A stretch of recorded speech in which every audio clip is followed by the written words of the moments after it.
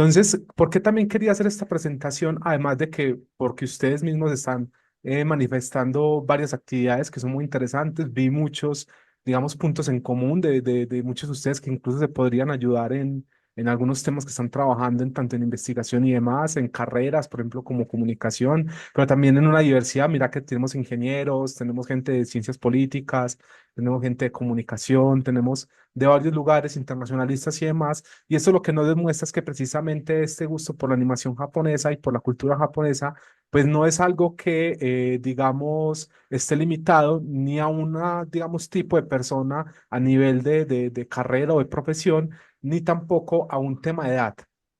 Y yo no quiero que a los que vaya a decir esto, pues, se los tomen como que les estoy diciendo viejo, pero sí, estamos viejos.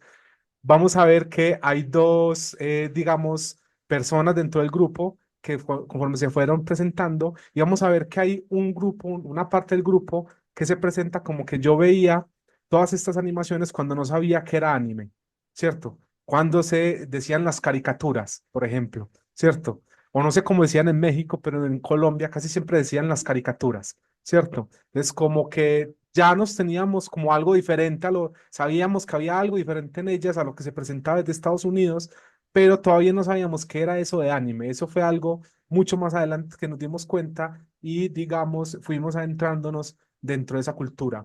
Y ahí vamos a ver que esto es muy interesante porque conforme veamos la evolución de la animación japonesa, nos vamos a dar cuenta de que lo que hoy conocemos como el anime es solo un fragmento de una historia muy larga que va a empezar más o menos en 1903, 1907 y que va a ir evolucionando hasta lo que hoy, digamos, disfrutamos como consumidores de la cultura popular.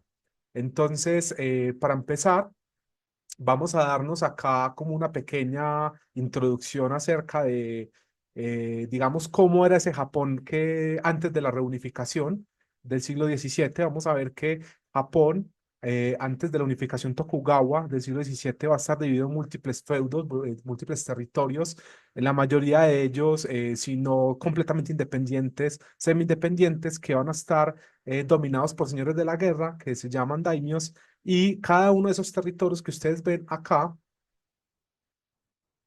en estas divisiones territoriales, va a ser conocido como Han, en un sistema muy parecido al sistema feudal europeo, aunque también bastante diferente en otras cosas. Y digamos, donde, digamos, estos pequeños estados autónomos tenían sus propias leyes, tenían sus propios ejércitos, sus propias economías.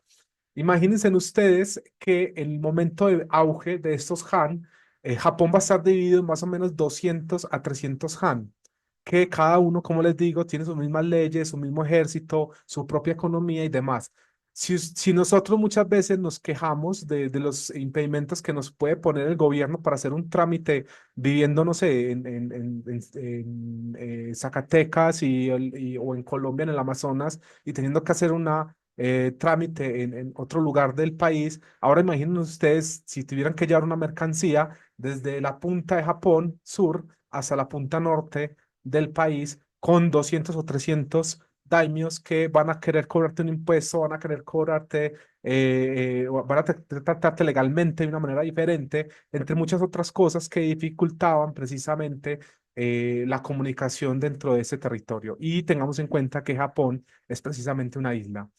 Entonces, digamos, otra cuestión particular de Japón es que el poder del emperador era más bien simbólico, no era un poder real, duro, como lo que nosotros veríamos en Francia con esta frase de el Estado soy yo, ¿cierto? Sino que vamos a ver que es un poder mucho más simbólico, mucho más reflejo de los mitos que acompañaron la creación de la sociedad japonesa y también, digamos, el shogun que digamos muchas veces lo vemos como esa figura todopoderosa que muchas veces se plantea dentro de la política japonesa, muchas veces ni siquiera había la forma de consolidar un shogun y cuando lo había, pues este controlaba más bien unas regiones concretas que la totalidad del territorio, ¿cierto? Eso lo que va a llevar es una inestabilidad gigantesca dentro de Japón durante varios siglos, donde este periodo se va a llamar Sengoku Jidai y digamos va a ser entre 1467 y 1600 y digamos Sengoku Jidai se traduce literalmente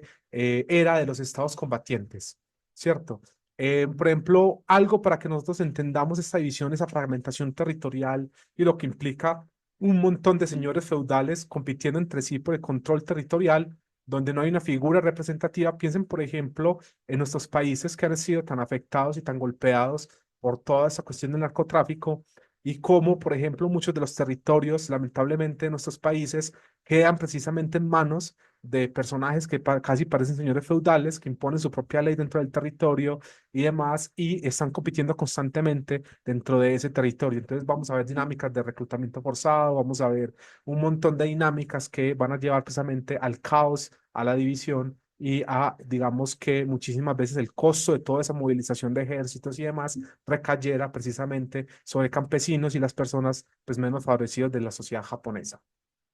Para que nos hagamos una idea también de dónde estaba el mundo en esta misma época, digamos antes del siglo XVII, vamos a ver qué estaba pasando con las monarquías hispánicas del siglo XVI. Aquí tenemos lo que sería la monarquía española y la portuguesa, y vamos a ver entonces para el siglo XVI por dónde se habían, digamos, expandido, ¿cierto? Vamos a tener el control de diferentes zonas de África, desde donde se podía ir, digamos, a lo que será el lejano oriente y aprovecharse precisamente de todos los productos que habían en esta zona, entrar al mercado de China y también digamos, digamos, como efecto secundario, directamente estar en contacto con Japón. Eso va a causar un gran problema para Japón porque, digamos, normalmente cuando nosotros pensamos en este Japón previo al contacto con las potencias, normalmente se nos dice, no, es que era un país completamente bárbaro y cerrado. Muchas veces se piensa así directamente, pero cuando vemos en verdad ese preciso cierre, vamos a ver que ni siquiera un cierre duro, decirlo de alguna manera, sino que muchas veces estaba más relacionado con una negación a aceptar todo eso que estaba viniendo desde Europa, pero nunca un cierre, por ejemplo, frente a países como Corea o países como China, que siguieron teniendo comercio, siguieron teniendo influencia económica, política, social, artística y demás con Japón. Y entonces lo que nos habla esto no es de un cierre completamente duro, sino de una negativa a aceptar todo esto que estaba viviendo desde Europa, en primera instancia desde Portugal y España, y posteriormente desde los holandeses, los ingleses y otros países que van a empezar a tener, digamos, su influencia acá. Ahorita vamos a ver más detalladamente cómo podemos analizar este periodo de colonialismo y cómo esto impactó directamente en la sociedad japonesa de hoy. Entonces, un segundo acá, que es que este Zoom a veces es un complique para manejarlo y que todo se vea bien. Eh, Vamos a tener entonces un Japón que hasta el siglo XVII, como les venía diciendo, va a tener unos intentos frustrados constantes de consolidar el poder en una sola figura, pero ya con, digamos, unas características muy particulares que van a ir cambiando por completo las dinámicas de poder dentro del país. Entonces, una de esas cosas, por ejemplo, va a ser la llegada de las armas de fuego desde Occidente a través de ese comercio, como les digo, con Portugal y con España. Sin embargo, este, digamos, comercio no va a ser una cuestión simplemente pasiva, donde los japoneses simplemente van a comprar las armas que venían desde Europa, sino que, como digamos, queda claro, en 1510 va a llegar la primera arma de fuego a Japón, pero en 1556 ya Japón está fabricando sus propias armas. Entonces vamos a ver que este impulso que más adelante va a desembocar, por ejemplo, en lo que se conoce como el milagro japonés, en donde los japoneses copian mucho la tecnología que viene de afuera, la adaptan, la convierten, la transforman y van generando sus propios productos de calidad, pues ya lo vamos viendo incluso desde el siglo XVI con la llegada precisamente de las armas de fuego a Japón. ¿Qué otra cosa va a cambiar las armas de fuego en Japón? Esas nuevas armas van a cambiar la forma de hacer la guerra y una sociedad muy estamentaria donde cada quien sabía muy bien en qué lugar, en qué parte de la sociedad está ubicado. La casta de los guerreros, que sería la casta de los samuráis, pues va a ser tremendamente afectada por esa llegada de las armas de fuego. También las van a utilizar mucho, pero van a empezar dinámicas, por ejemplo, como que una gran masa de campesinos se podía armar con lanzas y con mosquetes y podían frenar a una caballería que era muy cara de equipar, era muy cara de entrenar y que muchísimas veces llevaba mucho tiempo en poderse llevar a un campo de batalla. Mientras que un campesino con una formación más o menos corta podía ser enviar a un campo de batalla con un arma de fuego o con una lanza y parar así estas fuerzas, digamos, samuráis y de élite que hasta el momento habían marcado no solo la guerra, sino la política y la economía del territorio. Entonces, por ejemplo, la caballería va a sufrir un duro golpe en lo que es la batalla de Sekigahara, que, digamos, va a probar que las armas de fuego, pues, están, digamos, son lo suficientemente fuertes como para parar el papel que había tenido tradicionalmente la caballería.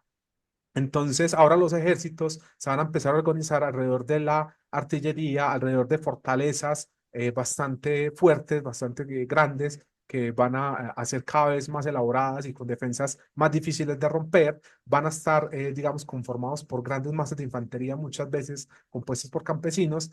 Y esto, digamos, lo que va a hacer es que cada vez menos daimios sean capaces de costear, por ejemplo, la llegada de estas armas, las compras de estas armas y el mantenimiento de grandes ejércitos que se puedan enfrentar a otros daimios, ¿cierto? Entonces, de alguna manera se está sentando el camino para unificar el poder dentro de estos territorios que habíamos hablado de los Han. Entonces, esto no es un periodo, un proceso único. Vamos a ver que en el mundo ya se había empezado un proceso muy similar. Vamos a tener, por ejemplo, los genízaros otomanos, que empiezan desde el siglo XIV. Vamos a tener los tercios españoles desde el siglo XVI. Y así constantemente, pues vamos a tener unidades que ya combinaban tanto la infantería con lanzas como con armas de fuego, que van revolucionando la forma en que se hacía la guerra y en la que se relacionaban los estados con sus súbditos directamente. Entonces, aquí ya adentrándonos un poco a cómo vieron ustedes la película El último Samurái y este video que yo les mandé, aquí me gustaría entonces que ustedes nos tomáramos unos 15, 20 minutitos para que me comenten cómo les pareció esta película El último Samurái. Por ejemplo, qué, digamos, podrían entender ustedes del papel de este estadounidense dentro de la película y dentro de la modernización de Japón. Muchas personas lo tratan como una visión muy negativa de Japón, muy paternalistas, otros los tratan como una visión muy cercana a lo que verdaderamente ocurrió. Entonces me gustaría que viéramos esto y también en esa percepción, por ejemplo, de los samuráis como únicamente aquellos que iban con espadas y arcos a la guerra sin haberse adaptado ya un poco a lo que son todas esas armas de fuego, ¿cierto? Entonces vamos a empezar con esto y de una vez aprovechamos para que me comenten ese pequeño, digamos, nos compartan ese pequeño meme o ese fragmento o lo que hayan traído, no sé si un texto, lo que hayan traído, para que tengamos ya una presentación de cómo se va generando esa imagen de Japón en Occidente y en específico, pues en México y en Colombia, que somos las personas que estamos acá. Entonces vamos a empezar con Miguel Alejandro.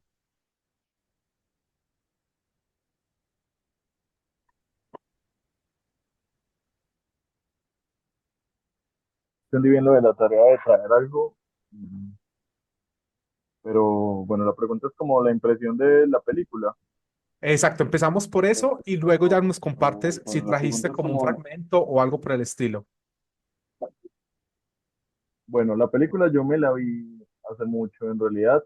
En esta ocasión pues que la mandaste no la repetí, pero pues sí me vi el video de la crítica histórica. Comparto la opinión de la El persona del video en video en cuanto a cuanto a que que me me gusta gusta mucho mucho, la peli, pero pero indudablemente indudablemente los errores errores históricos están a a todo todo dar. dar allí. Se está escuchando con Con eco. eco. Sí, se está escuchando como doble. No entiendo por qué me está pasando esto con mi PC. Bueno, Ahí aquí ya se estaba. solucionó.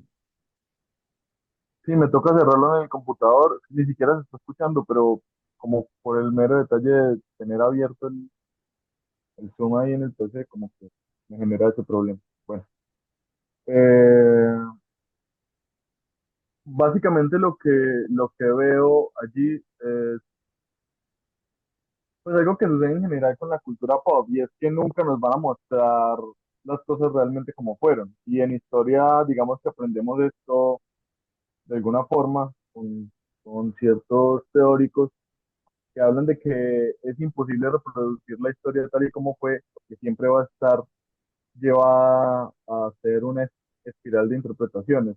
Siempre cada historia que escuchemos o contemos está hecha por, es una interpretación de otra interpretación, de otra interpretación, y en sí mismo es imposible recrear un exacto histórico. Y las imágenes pues son básicamente eh, cosas muy estereotípicas, casi siempre que las reproducimos. Entonces, cuando representan, digamos, la Revolución Francesa, se basan en una pintura y luego la película coge como referencia a otra película que se basó en esa pintura y un videojuego coge como referencia a otra película que se basó en otra película que se basó en esa pintura y en ese sentido se genera como toda esta espiral. Y en últimas se crea una realidad alterna que viene a ser en un contexto como hiperrealidad, donde básicamente todo el mundo pues, termina creyéndose lo que hace Hollywood y es como la idea que tenemos de este momento histórico, que no necesariamente tiene que ver con la realidad, pero que esa realidad es también como un imposible de alcanzar. Perfecto. ¿Y trajiste de pronto algún meme o alguna cosa que tú digas que representa cómo lo hemos, cómo hemos representado nosotros a los japoneses? Bueno, esta parte no sé si no la leí bien en el correo. Era traer como algo que, cómo lo representábamos. Ajá, sí. Mm, no, no tengo algo así en particular. Ah, bueno, no te preocupes, porque igual ahí con la parte de la película, pues ya vamos empezando a tener una idea que es muy interesante y que nos va a permitir hablar precisamente ahorita de esas romantizaciones y de esas satanizaciones que hacemos muchas veces de diferentes pueblos a lo largo de la historia. Entonces, ¿alguien trajo algún meme o alguna cosa para empezar con esa parte? Si quiere puede alzar la mano y o empezar a hablar directamente y desde ahí empezamos a trabajar. ¿De pronto alguien trajo algo? Bueno. Ah, sí, entonces sí lo trajiste, perfecto. Bueno, es que había como varios y no Ajá. estaba muy segura, ¿no? Pero encontré dos. Ajá.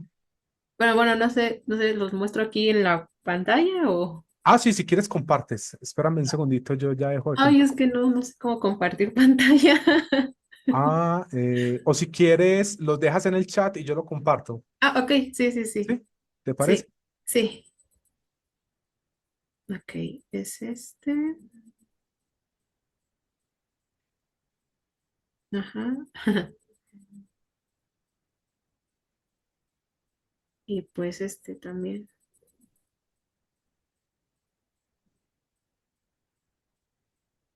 Esos fueron los que encontré.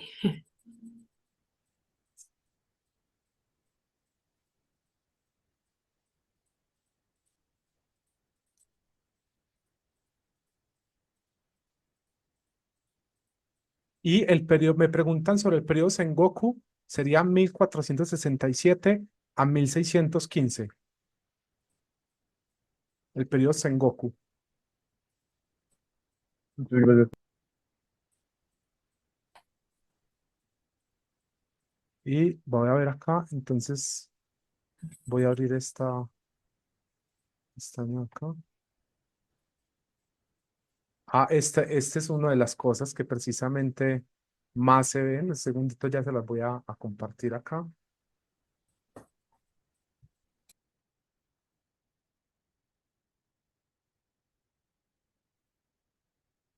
Y de pronto que tú nos hables directamente eso, este meme que nos vas a compartir, cómo lo ves tú directamente con la película y con la forma en que te acercaste a la cultura japonesa.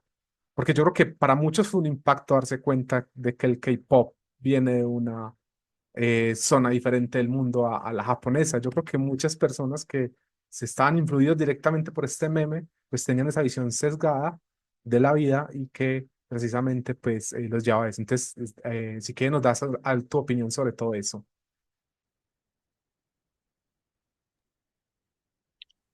Juan, pero creo que los que compartió Zap están es en el chat de WhatsApp. Este lo compartí yo. Ok. Ujú, Sí, sí, sí, sí. Ah, tú me pero lo estaba dijiste, compartiendo pues. el zap. Sí, sí. Ah, bueno, perfecto. Entonces, espérame un segundito, que entonces no había visto ahí. Un segundito acá. Perdón. Los voy a descargar. Mm,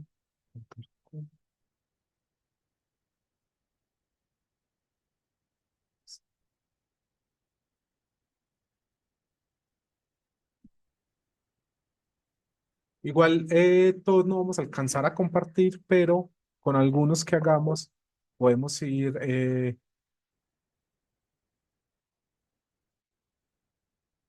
Acá. Listo.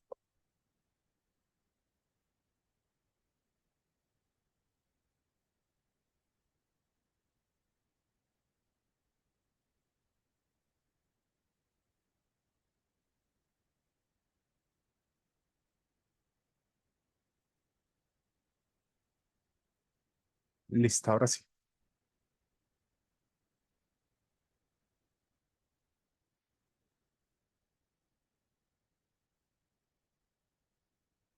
Bueno, todo lo mismo, ¿verdad? De lo de la película y cómo se relaciona. O, Sí, exacto, sí, lo mismo. Ahí nos haces tú tu relación ok. cómo relacionarías, por ejemplo, este meme con lo de la película, con estas representaciones y demás.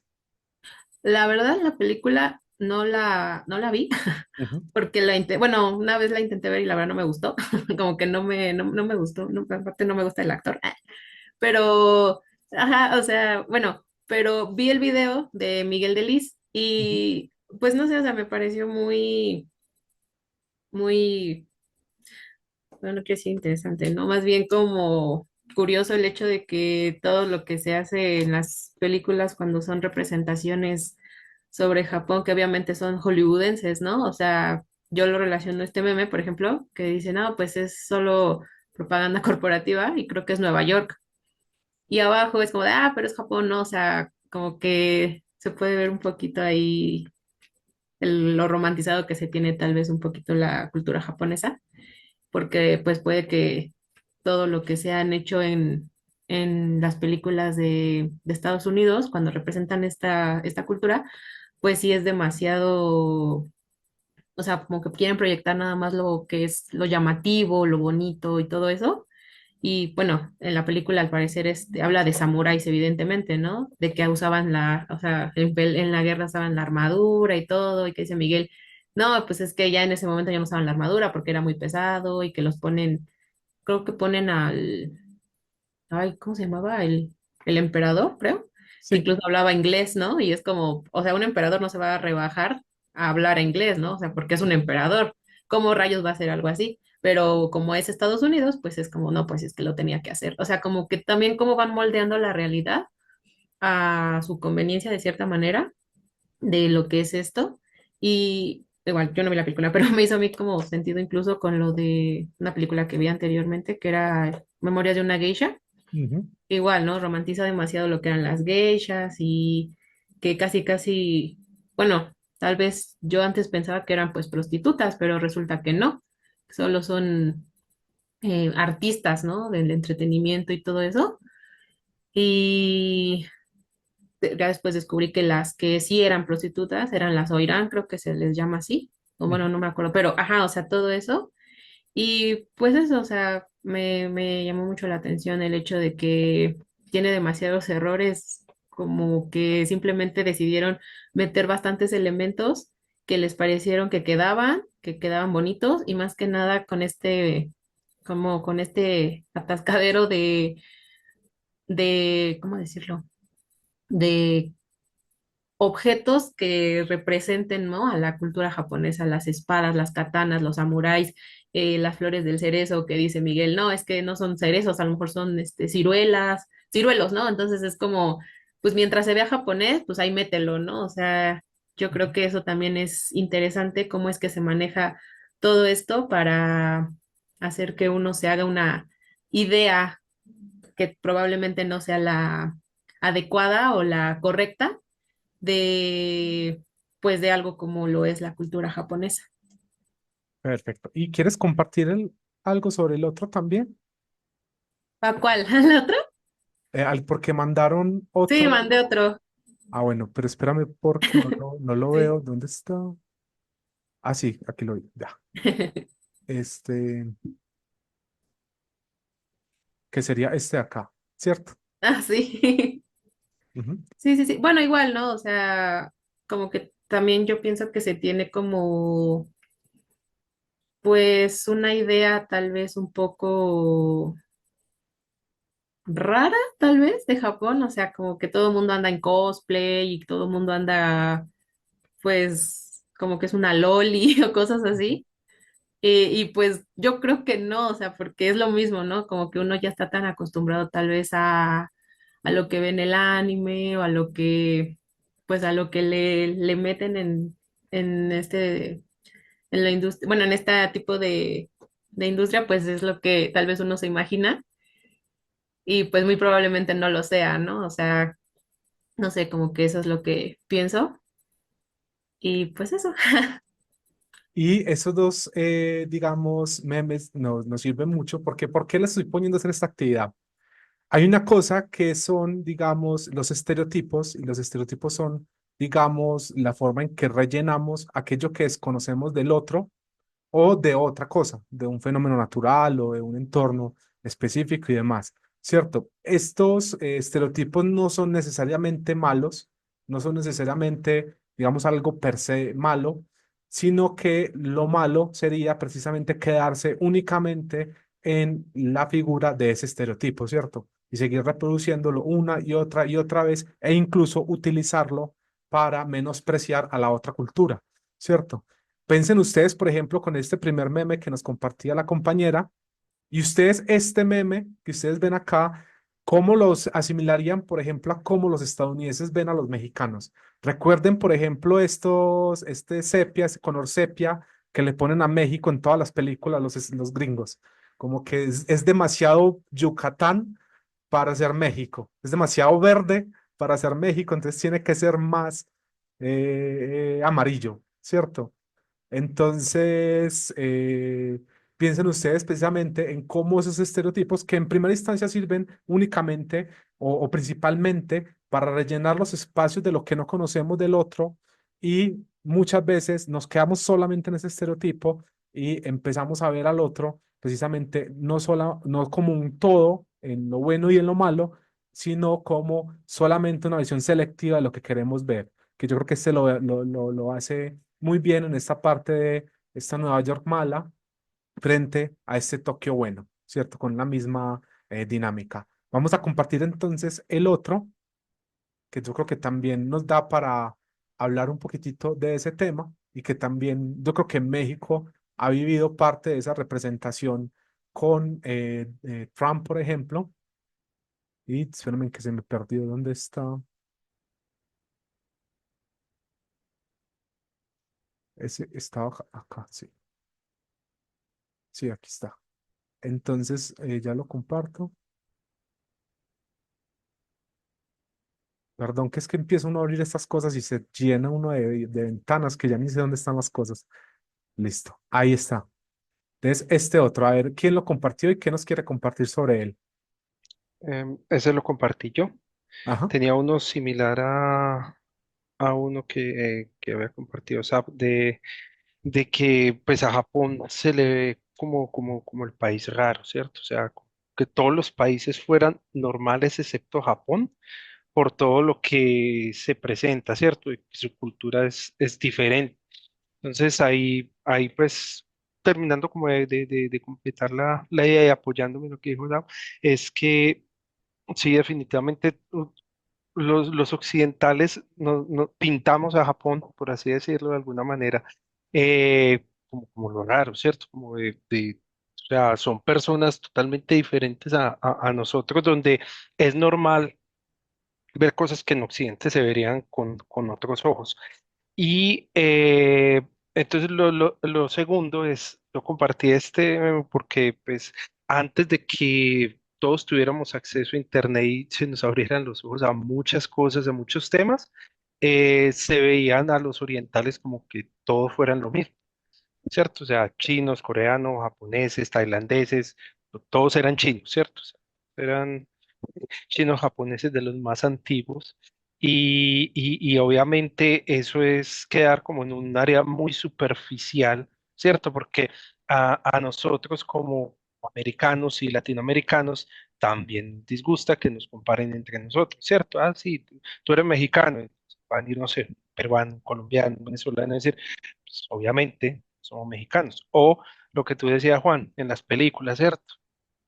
Tú ves una representación de Bogotá, de Ciudad de México, de Lima o de La Paz en Bolivia y es todo lo mismo, ¿cierto? Son cuatro caseríos con seis gallinas y campesinos. Entonces, eso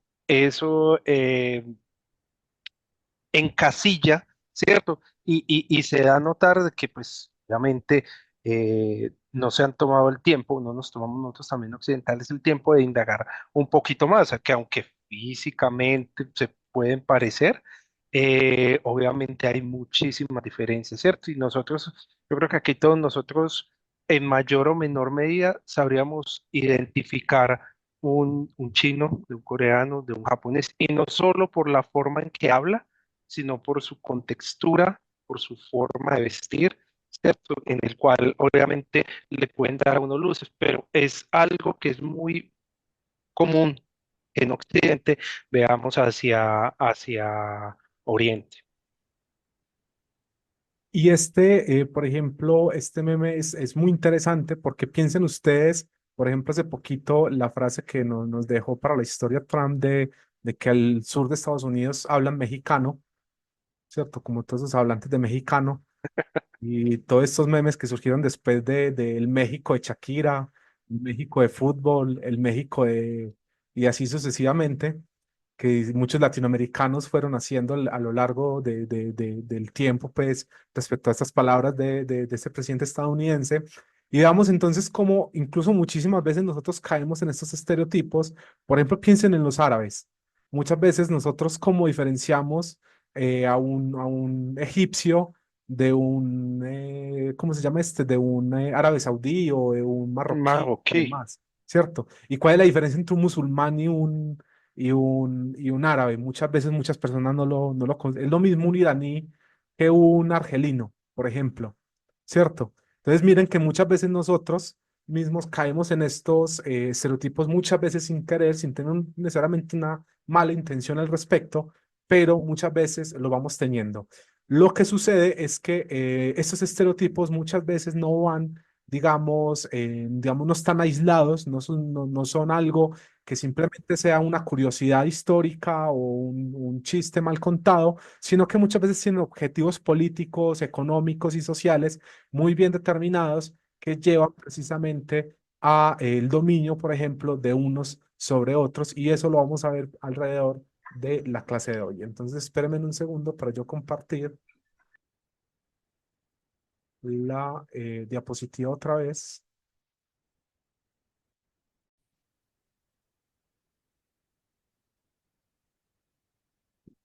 Entonces, como vimos en la película del último samurái, vamos a ver estos samuráis ataviados en el tiempo, en el siglo XIX, que no tenían ni siquiera el conocimiento para saber que pues, una armadura súper pesada ya no te permitiría correr y llegar lo suficientemente rápido al combate en una situación de armas de fuego. Y lo que vamos a tener es todo lo contrario, vamos a tener unas personas que ya se estaban adaptando a la guerra moderna, que habían abandonado muchas de esas estilos clásicos y que precisamente lejos de ese aislacionismo total, vamos a tener incluso, por ejemplo, intentos de Japón de invadir Corea, de imponer sus intereses sobre áreas de la región y, digamos, llevar su propia política en la región. Y esto va a ser muy importante porque para Japón lo regional va a ser muy importante a lo largo del siglo XIX e inicios del siglo XX y va a desembocar, por ejemplo, en la participación de Japón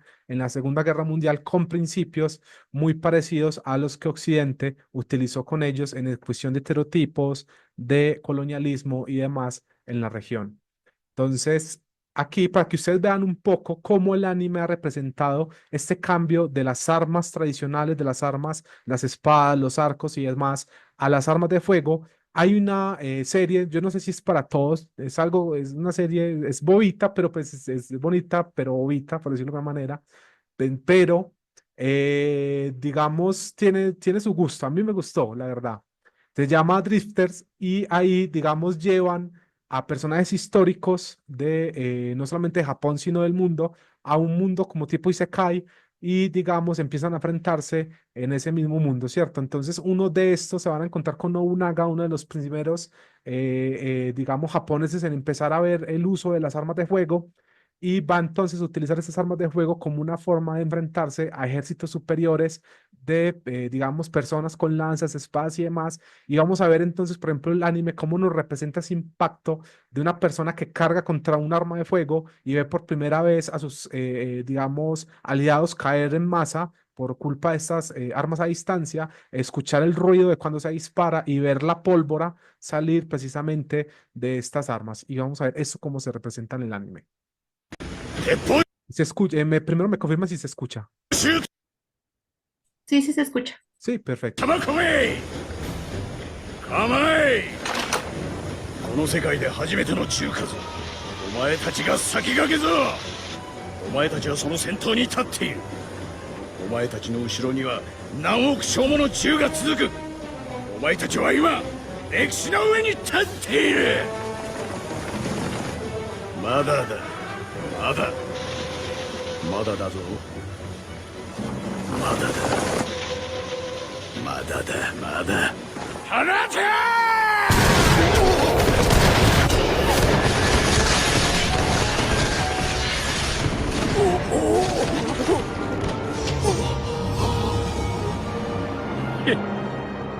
鉄砲の衝撃力足すことの初めて見る砲煙砲火引くことの連動不足その威力はいかに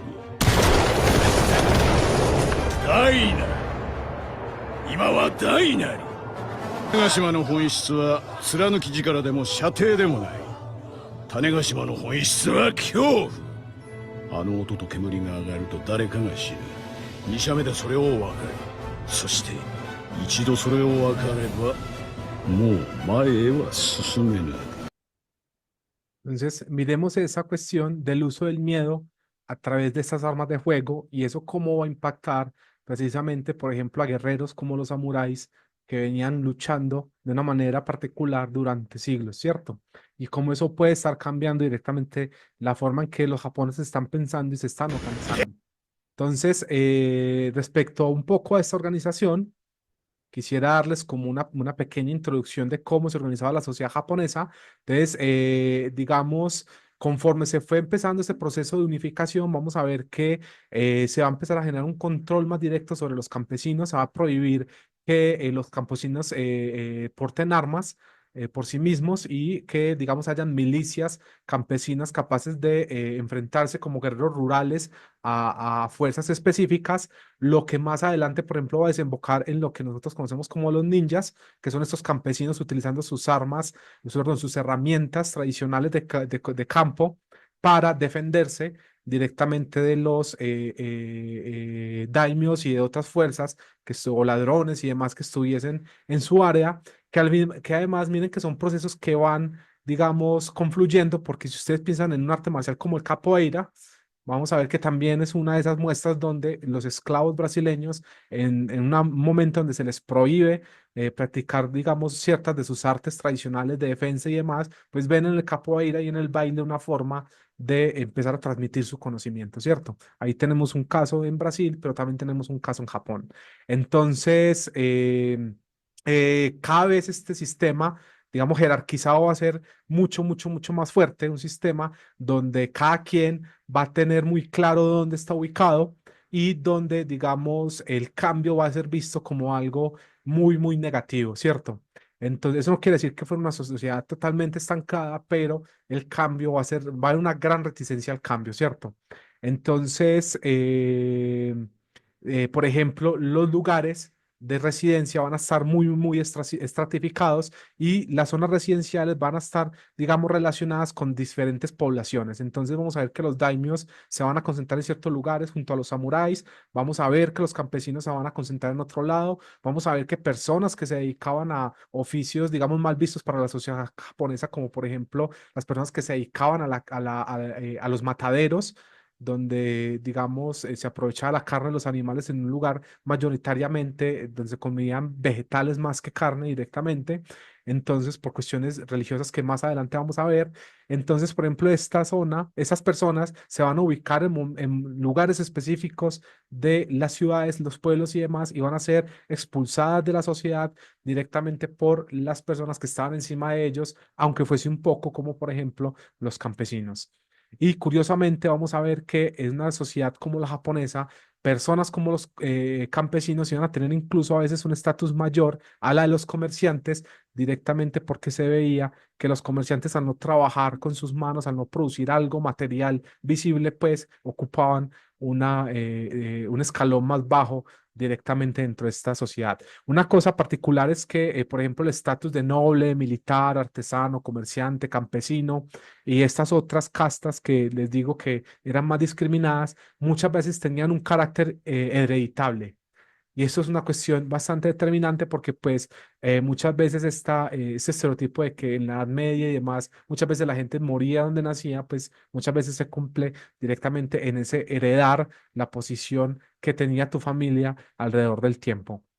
Entonces, la sociedad japonesa, pues es una sociedad que priorizaba los privilegios de los nobles y los militares y, digamos, vamos a tener una gran masa de campesinos semi-esclavizados o semi-esclavos donde, digamos, estaban vinculados directamente a la tierra, no podían moverse con libertad entre la tierra y que, digamos, no se les pagaba directamente, no tenían una remuneración por su trabajo. La mayoría estaban sometidos a una, digamos, economía de subsistencia y la mayoría también pues tenían la condición del analfabetismo, ¿cierto?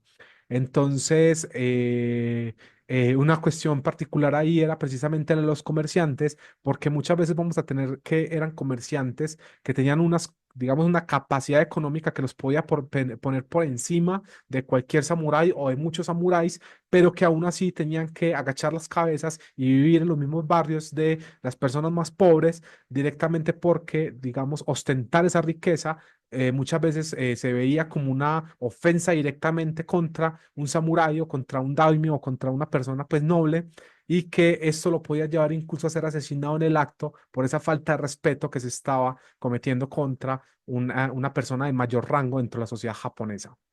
Entonces, un caso muy, muy, muy, digamos, resonante en su momento, en el siglo XIX, va a ser el incidente de perdón, Namamugi, que sería un momento en donde un comerciante británico que iba caminando, se supone que, digamos, le faltó al respecto de alguna manera a un daimyo japonés que en su momento pues reaccionó y terminó por asesinar a este comerciante británico llamado Richardson, que digamos esto fue directamente tomado por Gran Bretaña o por Inglaterra como una gran ofensa y empezó a pedir digamos unas disculpas por parte de digamos del daimyo encargado de la zona, la cual no se le dio directamente al gobierno británico y donde los británicos estaban pidiendo la extraterritorialidad de sus ciudadanos dentro de Japón. ¿Qué es la extraterritorialidad? Son unos tratados donde los extranjeros en Japón, provenientes de países como Estados Unidos, Holanda, Inglaterra y demás, tenían derechos específicos que, digamos, no, por ejemplo, no ser juzgados por los tribunales japoneses, sino que únicamente podían ser juzgados por los tribunales, digamos, organizados por las fuerzas británicas en la zona, ¿cierto? Entonces no estaban sometidas, por ejemplo, de la misma manera que un japonés a las normas locales, sino que tenían, digamos, unos derechos particulares que los protegían supuestamente. Eso México también lo vivió. Colombia también lo vivió con lo que se llamaba la protección consular, en donde si, por ejemplo, México afectaba o Colombia afectaba los intereses de un estadounidense o de una empresa estadounidense, pues podía llegar los marines, desembarcar en el país y digamos, obligar al país, a Colombia o a México o a cualquier otro país a cumplir ciertas obligaciones, a dar ciertas indemnizaciones y a que ese ciudadano estadounidense no cumpliera las normas locales, sino que fuera juzgado por un tribunal estadounidense, ¿cierto? Esta, digamos, demanda de los británicos, como al principio no va a ser aceptada, pues va a desembocar en los bombardeos de Kagoshima y en la guerra anglo-Satsuma, que va a provocar el bombardeo directamente de una sociedad, de una ciudad en 1863, como lo vemos en esta imagen de acá. Entonces, para que vayamos viendo entonces por qué esta decisión de los japoneses del aislamiento, ¿cierto? De que muchas veces no era una decisión irracional como muchas veces se plantea, sino que estaba basada en muchos de los contactos previos que se habían establecido entre Japón y potencias, especialmente anglosajonas como Inglaterra, Estados Unidos y demás. Aquí un segundo que se me pasó. Entonces, bajo todo ese contexto que estábamos hablando de guerras continuas, de precariedad y demás, sí, Miguel. Profe, una pregunta. Hay, por ejemplo, esa filosofía del aislamiento, ¿es desde qué época que empieza? Porque, pues, o sea, he tenido la idea de que la sociedad japonesa, pues, al menos en estos años, siempre fue un poco, pues, usando el anacronismo nacionalista Ujú, y tanto desde la palabra, desde la misma palabra que tenían para el extranjero, que es gaijin, ujú. que es como bárbaro. Entonces ahí como este detalle que nos estás contando que me parece muy interesante. Y no solamente es porque esta gente quería aislarse, sino porque también tenían unos encuentros previos, pero entonces me crea como ese choque de esa idea de poner de la época muy orgulloso de su raza, de su etnia, y el tratar a los otros como gaijin versus esta idea. Claro, ahí tenemos, digamos que Japón tradicionalmente había tenido una, digamos, ideología bastante más cerrada que otros lugares. Recordemos que es una isla, ¿cierto? Eso marca profundamente digamos, la idiosincrasia que puede tener una persona, porque cuando tú vives en una isla, pues tienes unos límites muy demarcados de lo que es el mundo. Por ejemplo, Ciudad de México es un valle, pero es un valle gigantesco, es un valle que no tiene fin. O sea, que Ciudad de México es un monstruo de 20 millones de habitantes y lo sumamos con el Estado de México y aún así puede seguir creciendo, que es lo que lo sorprende a uno.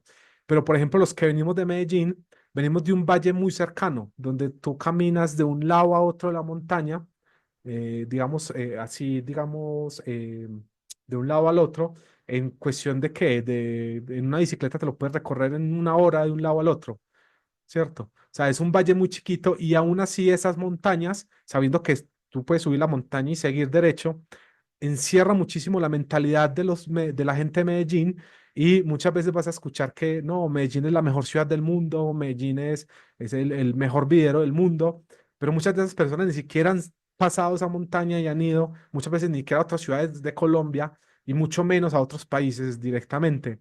Entonces es muy particular precisamente esos lugares que están encerrados y que dan la mentalidad de, digamos, de particularidad a un grupo histórico particular.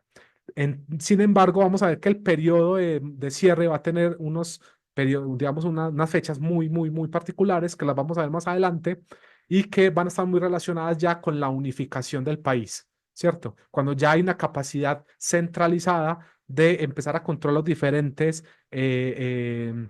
Han y los diferentes daimios y empezar a controlar su poder, porque ahorita vamos a ver que el aislamiento también tiene que ver con una cuestión política de que esa unificación no se fragmente, ¿cierto? Entonces, pero ahorita les confirmo bien las fechas y todo para que no nos adelantemos en el tiempo. Entonces, como les venía diciendo, pues este contexto de fragmentación que ya había generado continuas guerras y precariedad, se va a empezar a culminar un proceso de unificación en el siglo XVII donde en 1600, en la batalla de Sekigahara, pues los Tokugawa se van a imponer sobre el resto de daimios y van a empezar un proceso ya de centralización de las instancias de poder en la figura del shogun, ¿cierto? Entonces, ahora todos estos daimios tenían que empezar a generar una lealtad directa con el shogun y a la hora, por ejemplo, de imponer sus intereses, ya no podían ir simplemente a la guerra, sino que tenían que pasar un proceso burocrático que, digamos, interpelaba directamente la autoridad del shogun o enfrentarse a una autoridad unificada que podía movilizar unos ejércitos que ya un solo daimyo, por ejemplo, no podía enfrentar por sí solo o por un pequeño grupo de daimios que no tuvieran la misma fuerza, ¿cierto? Entonces, ahora también los Tokugawa en el 1603 van a recibir el título de shogun por parte del emperador y van a lograr, por ejemplo, que el título de shogun se herede, ¿cierto? Entonces vamos a tener algo parecido a una monarquía que, digamos, permite que el título de shogun se herede a los futuros herederos del shogun, ¿cierto? Entonces, los Tokugawa van a nombrar durante 3 siglos 15 shogunes que van a ir entre 1603 y 1868, ¿cierto? Entonces, estamos hablando del siglo XIX ya directamente. Y aquí, para que ustedes vean entonces cómo se produjo ese proceso de concentración del poder.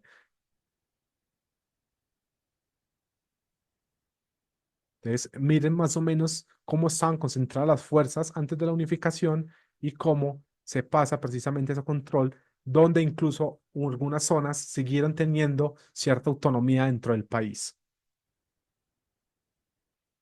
Y acá, digamos, ya hablamos de la figura del shogun, pero me gusta, digamos, también abordar en este punto la figura del emperador y esa figura simbólica que representaba precisamente para la sociedad japonesa y cómo se relacionaba, por ejemplo, con la mitología japonesa, que es algo muy interesante. Entonces, este video yo creo que lo explica muy bien. Los emperadores de Japón son un enigma. Los japoneses afirman que son la monarquía más antigua del mundo. Se dice que el primer emperador, Jimmu, reinó en el año 660 a.C.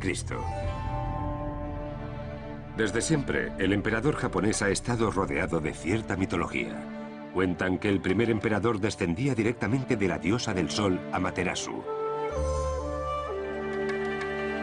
Hasta 1945 se creía que el emperador era divino, sus decisiones inmutables y su poder absoluto. ¿Cómo ha logrado sobrevivir la figura del emperador en la sociedad japonesa tras 2500 años de existencia? Las respuestas yacen en el pasado, cuando la mitología conectaba directamente al emperador con el nacimiento de Japón. Se le dio antepasados divinos y se le colocó, por tanto, a la cabeza de la iglesia sintoísta.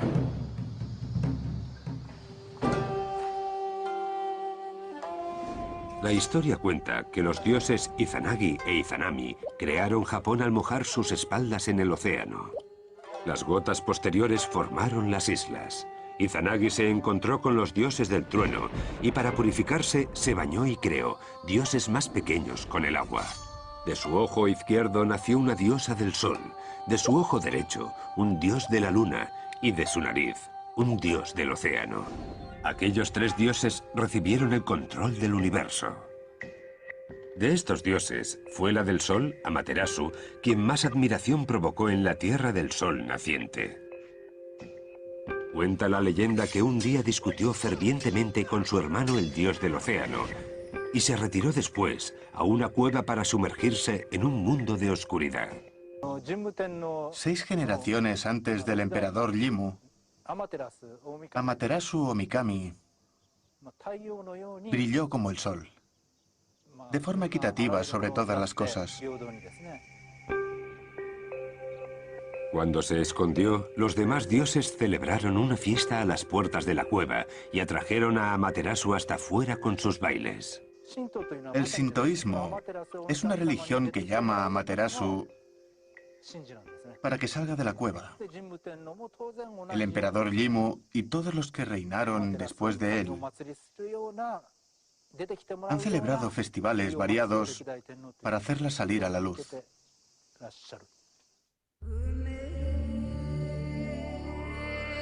Se dice que el primer emperador de Japón, Jimmu, nació aquí, en el desfiladero de Takachio, descendiente directo de Amaterasu. En el sintoísmo, solo el emperador y sus descendientes directos pueden llevar a cabo los rituales más importantes aquellos que se originan en la historia de Amaterasu y de cómo ella trajo la luz al mundo.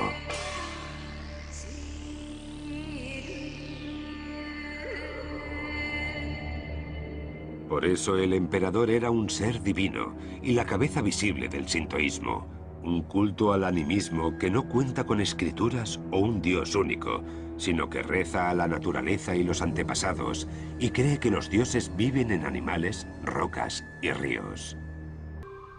Claro que existió Jimmu, y fue la primera figura real que unificó el país bajo un solo gobernante. Los emperadores reinaron en Japón hasta el siglo XII, cuando el país sucumbió a los guerreros shogunes, descendientes de clanes poderosos que gobernaron el país como monarcas de facto durante los 700 años que siguieron.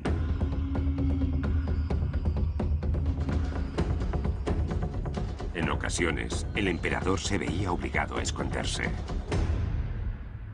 Todo el mundo estaba al tanto de los shogunes, pero no del emperador.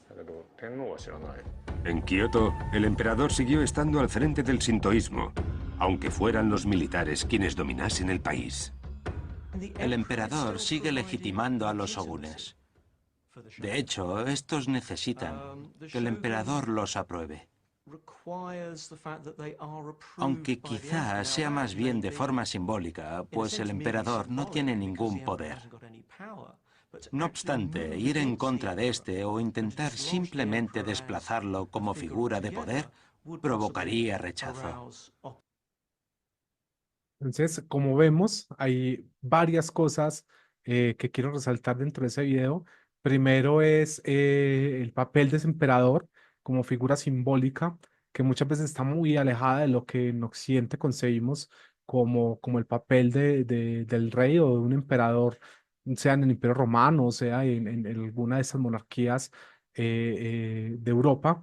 Y entonces ahí vemos ese papel de, por ejemplo, cómo se unifica un pueblo, ¿cierto? Cómo se concibe algo como japonés o como mexicano o como colombiano o como cualquier cosa, ¿cierto? Por ejemplo, alguien de acá que me diga qué característica es la que marca al mexicano. O sea, no a un mexicano en particular, sino una que se repita en todos los lugares de México y que tú digas, eso es un mexicano. Que se repita desde el sur hasta el norte y tú digas, eso es un mexicano. Ese es el mexicano. A ver, piensen una que ustedes digan.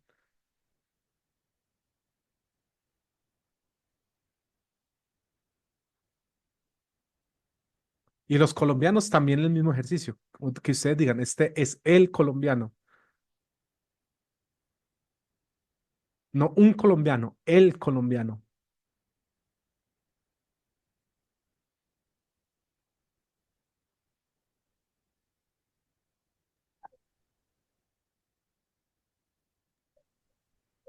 Pues, profe, eh, siempre pues eso parte del estereotipo, ¿no? Ujú. Pues la idea, ajá, y casi siempre desde lo negativo, al menos en Colombia, pues parte desde la idea de la cocaína y el narcotráfico, lo que más generalmente nos identifica. Pero Pero pues, miren, por ejemplo, esto que nos comenta el compañero, y eso es algo interesante porque, por ejemplo, desde cuándo aparece el narcotráfico en la historia de Colombia o de América Latina, y vamos a ver que es muy reciente, a comparación, digamos, de la historia de Colombia o de México en su conjunto. Entonces, ahí lo que tenemos es una dificultad muchas veces para saber por qué nos identificamos como algo, por qué somos mexicanos y no guatemaltecos o por qué somos colombianos y no venezolanos, por ejemplo. Y son esas construcciones muchas veces imaginadas, no imaginarias, porque hay una diferencia entre lo imaginario y lo imaginado. Lo imaginario es lo que se basa simplemente ¿cómo se llama esto? En la ficción. Por ejemplo, no sé, Narnia o El Señor de los Anillos, ¿cierto? Eso sería algo imaginario, algo que no los tiene mitos una relación con fundacionales, el mundo real. ¿Perdón? los mitos fundacionales, Exacto, pero los mitos fundacionales son imaginados, o sea, tienen fragmentos de verdades, fragmentos de exageraciones, fragmentos de mitos y fragmentos de muchas cosas, pero tienen ciertas vinculaciones con la realidad que lo que hacen es hacer que la gente se identifique y genere precisamente esa conexión con los lugares donde nace, por ejemplo. Entonces miremos, por ejemplo, acá con el emperador y la mitología, cómo se van uniendo para generar la imagen de lo japonés, ¿cierto? No de el japonés, sino de lo japonés, de los grandes rasgos de lo que hace a un japonés ser japonés y de por qué se diferencia de un coreano o de un chino, por ejemplo, ¿cierto? Y de cómo se va generando entonces una cultura particular. Pero ahí vemos, volviendo a hablar lo que hablábamos del aislacionismo, incluso muchas personas dicen que muchos de esos primeros emperadores de Japón posiblemente fueron coreanos. Entonces lo que vamos a ver es una mezcla constante que, digamos, cada vez va a ser menor, pero que va a ser bastante determinante a la hora de entender la historia de Japón, especialmente en su relación con China, con Corea y con países vecinos. Otra cosa que ha marcado profundamente la historia de Japón es su ubicación geográfica y en especial por el tema de los terremotos, ¿cierto? Que todos hemos sabido al menos de un terremoto bastante complejo dentro de Japón. Y acá les quiero entonces compartir por qué esta razón de los terremotos. Y más adelante vamos a ir viendo cómo todas estas cosas se van a ir uniendo para entender el Japón moderno y más adelante también la animación. De la amplia red de fallas que hay bajo la ciudad. Tokio está cerca de la intersección de 4 placas tectónicas. Esas placas, que se deslizan sobre el magma, colisionan lentamente unas con otras, aplastando y fracturando la tierra que está encima. La presión se acumula en los límites hasta que la temperatura es demasiado alta y las placas se mueven repentinamente, liberando una gran onda expansiva, un terremoto. En 2011, un terremoto de magnitud 9 puso a prueba los límites de los rascacielos de Tokio. Entonces, aquí como me venían diciendo en el chat que no había visto, precisamente como la cuestión del águila y la serpiente, son esos mitos que van fundando y van dando legitimidad a ciertas culturas dentro de ciertos territorios para reclamarlos como propios y para darles una idea, ¿cierto? Entonces, aquí, como vimos precisamente, Japón está marcado por su territorio y por su ubicación geográfica que, digamos, produce todos esos terremotos y que más de una vez van a cambiar por completo el panorama de lo que es ser japonés y de lo que son las ciudades japonesas. Entonces, para que veamos un poco, entonces, tomando como caso de estudio a Tokio, de cómo era esta época, vamos a ver que Tokio era una ciudad bastante gris, como ustedes están viendo en esta imagen de la época Edo, donde, digamos, va a ser una sociedad dominada por el castillo Edo, que era el castillo donde habitaba el shogun. Este castillo va a ser muy grande, va a ser, digamos, expandiéndose constantemente, va a ocupar hasta 16 kilómetros cuadrados, va a albergar a 260 daimios y a 50.000 guerreros samuráis que van a estar, digamos, constantemente llegando a este territorio, a esta ciudad, perdón, por un sistema llamado el Sankin Kotai, que va a ser aplicado entre 1635 y 1832 y que, digamos, a través de ese sistema lo que hacía el shogun es que todos los daimios de Japón tenían que ir a la capital, digamos, año por medio, quedarse un año en la capital y, digamos, tener una casa directamente en Edo y habitar ahí con todo su séquito, con su familia y demás, como les digo, cada cierto tiempo. Eso lo que hacía era asegurar la lealtad del shogun, dejar familiares de esos daimios dentro de la ciudad, dentro de Tokio, porque entonces ya de alguna manera se quedaban como rehenes del shogun para que si estos daimios se rebelaban, pues podía caer sobre ellos la venganza del shogun a través de sus familias. Sí, Profe, qué pena. Y es que siempre he tenido una duda con pues, el castillo Edo. Y es que pues yo tenía entendido que la capital de Japón antes era Kioto, pero está en Tokio, ¿no? Estoy confundido. esa es Entonces muy nunca buena entendí, pregunta. no entendí Es por muy, qué muy el buena pregunta porque castillo está Tokio tiene dos en Tokio. capitales. ¿Veis que Tokio, perdón, Japón tiene dos capitales? Bueno, tuvo dos capitales en su momento. Era una que sería Tokio, la capital administrativa de Japón, digamos, donde está el poder real, el poder físico, por decirlo de una manera, militar, económico y demás, y Kioto, que era la capital simbólica de Japón, ¿cierto? Entonces, en Kioto vivía el emperador, que sería el alma de Japón, ¿cierto? Ese mito que unifica Japón. y en el shogun vivía en Edo, que sería el poder físico, o sea, lo militar, lo económico que Ah, mantiene funcionando materialmente Japón. Entonces eran dos capitales, una simbólica y una real, por decirlo de una manera, o una administrativa, más que real, administrativa dentro de Japón. Eso lo vamos a ver un poquitito más adelante, pero es muy buena pregunta también para que nos vayamos ubicando. Entonces, como les digo, digamos, esta Perdón, ciudad va a ser una ciudad samurái, va a ser una ciudad ¿cuál? donde habitar, perdón, ¿sí? Perdón, qué pena interrumpirte. Quería hacer una pregunta también. Ajá. Entonces, ¿el emperador y el shogun no estaban en el mismo lugar? O sea, ¿el No, emperador vivía en una parte diferente al del shogun? ajá, porque por ejemplo, una de las cosas es que el emperador, si se oponía a lo que dijera el shogun, muchas veces incluso le tocaba esconderse del shogun, porque el shogun iba a ir a tratar de matarlo. No era lo más común, porque podía generar una revuelta, podía generar que otros daimios se levanten en contra del shogun y demás, pero el poder del shogun durante muchísimo tiempo aplastó el poder del emperador y por eso también se mantenían en lugares aparte para que sus poderes pues se ejercieran de una manera diferente. Ok. Y en Edo era donde se instalaba el shogun. Exacto. Edo era el Ok. lugar donde se llamaba, donde se instalaba el shogun, que es Tokio hoy en día, ¿cierto? Ujú. ¿cuál es Bien, gracias. el concepto japonés para el, se denominaba el museo, denominaba el emperador? Perdón, es que no te escuché. ¿Cuál es el concepto pues, japonés con el que se dominaba el emperador? Para no hacer como la traducción, sino como, por ejemplo, este que llamamos Shogun. Ah, esta otra Ah, bueno, el figura. concepto bajo el nombre, o sea, ¿bajo qué nombre se llamaba el emperador en japonés? No, Ajá. no sé en estos momentos. Si quieres, ahorita te confirmo, porque casi siempre lo encuentro directamente como emperador. O sea, la frase que utilizan es emperador, no shogun o algo así específico. Pero supongo que sí debe tener una en específica, pero no lo he buscado. Si no lo confirmamos ahorita, lo traigo para la próxima clase. Gracias, profe. Listo, entonces, como les digo, esta era una ciudad, digamos, que parecía más un cuartel. Vamos a ver que estaba marcada por esas ciudades grises, esas mansiones grises que ustedes ven ahí, que hacían que Tokio, pues, bueno, que Edo, perdón, se pareciera, pues, como una ciudad no tan, digamos, vistosa, no como lo que hoy estamos acostumbrados a Tokio, llena de colores, llena de cosas.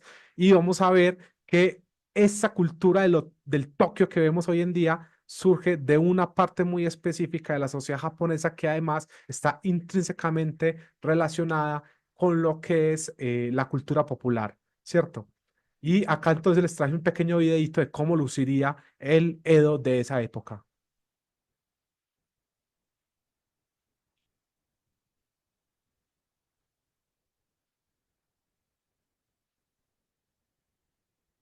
Una cosa muy particular es que nosotros cuando pensamos en Tokio, no nos pensamos en Venecia, o sea, no pensamos en o en Xochimilco, en una ciudad llena de canales con pequeñas barcazas recorriéndola, pero el Tokio de su momento era precisamente eso, una ciudad llena de canales donde la mayoría de la población, o buena parte de la población, se movía por los canales en esas pequeñas trajineras, muy al estilo de lo que sería Tenochtitlán en su momento, y los Xochimilco, pues específicamente hoy en día.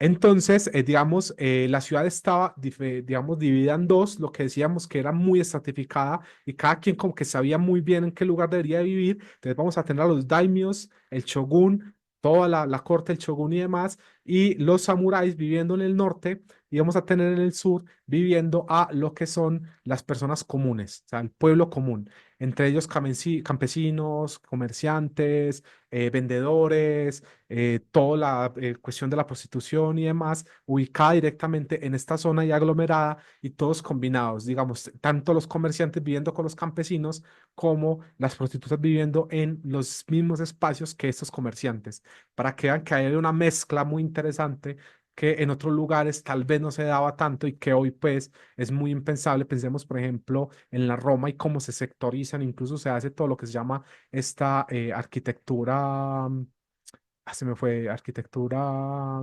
agreste, por decirlo de alguna manera, para que ciertas personas se expulsen de ciertos lugares, ¿cierto? Aquí lo que vamos a tener es todas estas clases bajas, entre comillas, conviviendo en el mismo lugar, en un piso, en casas de 2 pisos, que más adelante vamos a ver.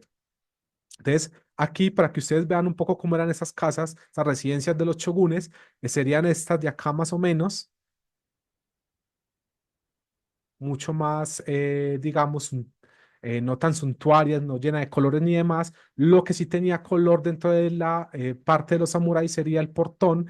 Y no sé si ustedes han visto que en el anime los portones normalmente son muy importantes porque dan como un estatus a la familia. Es como que lo que lo diferencia de diferentes o de otras familias directamente. Presten atención a los animes que ustedes vean y miren los portones como los presentan. Y van a ver que, y no sé por qué no traje imágenes de anime, por ejemplo, de Rurouni Kenshin, donde se ve mucho, y piensen, por ejemplo, en los dojos y estos pedazos de madera que cuelgan en los dojos, y cómo cada dojo tiene una entrada totalmente diferente, y por ejemplo, entran al dojo y ya es un lugar dominado por ciertos colores, normalmente muy oscuros o muy poco, digamos, llamativos, pero la entrada sí la van a ver de diferentes colores, de diferentes cosas. Entonces, los portones van a tener esa característica y van a ser muy, muy mencionados en el anime a través de eso. Entonces, estos samuráis y estos daimios que tenían que venir regularmente a Edo van a ocupar más o menos el 86% de los edificios de Edo, bueno, de los territorios, perdón, de la construcción para edificios de Edo, o sea, 86% de la ciudad va a estar dedicada a lo que son los samuráis, los daimios y los monjes directamente. Incluso habían samuráis o daimios bastante ricos que tenían hasta 3 propiedades dentro de esta ciudad. Eso lo que hacía también es que, por ejemplo, los dineros, las arcas de los daimios estuvieran bastante bajos en la medida que tenían que mantener varias casas con la ostenticidad de ser de la nobleza en diferentes lugares, ¿cierto? Entonces ese era otro plan del shogun de que las personas vinieran a su ciudad. Esto hacía que, digamos, la zona norte de Edo fuera bastante particular, inclusive en su disposición demográfica, porque vamos a ver que hasta el siglo XVII los hombres superaban 2-1 a las mujeres. O sea, por cada mujer que había en Edo, habían 2 hombres directamente. Y esa proporción solamente se va a modificar en el siglo XIX, donde pasó de haber por cada mujer 2 hombres, 10 hombres por cada 9 mujeres, ¿cierto? Entonces, para que vean también que tenía una posición directamente esa ciudad, también vinculada con lo masculino y con el papel de lo masculino en la guerra y en la política y demás, ¿cierto?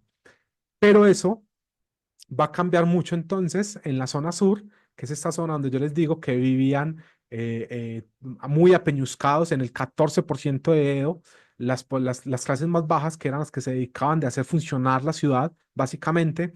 En esas ciudades, en esas casas, la mayoría de 2 pisos, donde van a convivir lo que les digo, comerciantes, campesinos, vendedores, prostitutas, cuantas profesiones imaginen ustedes de la clase popular, por decirlo de alguna manera, en espacios bastante pequeños, que es una característica que ya desde antes iba marcando lo que es Japón como tal, en donde la cuestión del espacio pues siempre ha sido bastante complicada.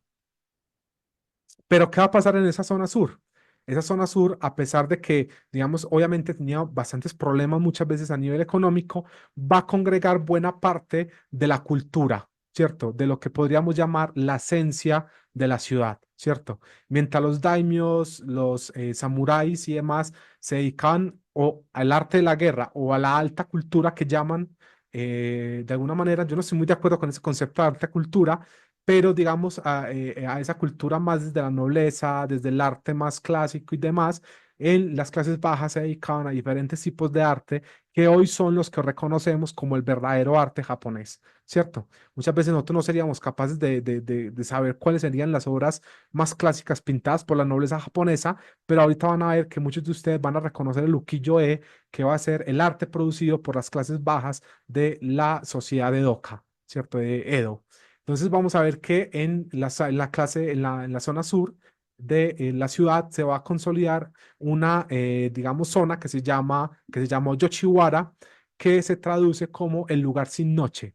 Digamos, el Nueva York, por decirlo de alguna manera, de esa época, o no, más el Broadway de la época dentro de Japón, ¿cierto?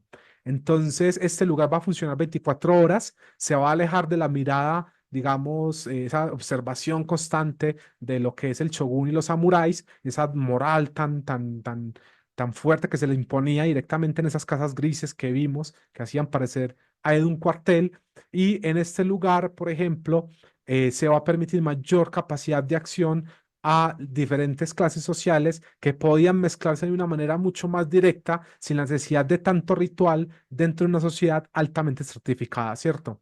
Entonces, por ejemplo, en ese lugar el dinero va a marcar muchísimo más la parada de cómo se va a tratar a las personas que incluso la mismo estatus de nobleza. Entonces, va a ser un lugar de transiciones dentro de la sociedad japonesa.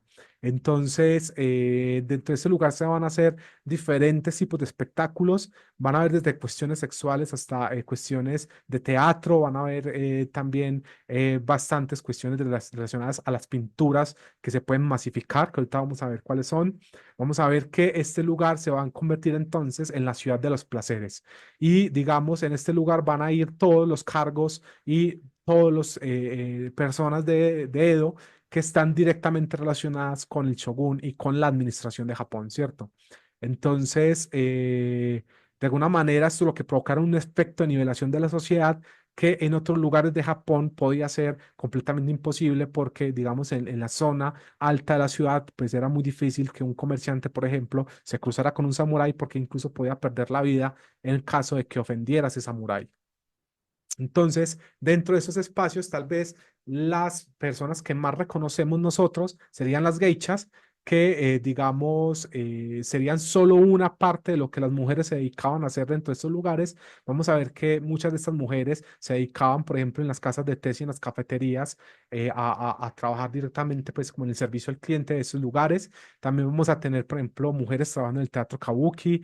Vamos a tener, por ejemplo, comercios de todo tipo. Vamos a tener puestos de comida rápida. Yo creo que en eso se identificarían mucho los chilangos con los edocas, que serían el lugar de las comidas rápidas. O sea, es un lugar donde se transformaban comidas típicas de diferentes lugares de Japón y llegaban a Edo y se convertían en esa producción de comidas rápidas. El edoka era una persona increíblemente aficionada a las comidas rápidas.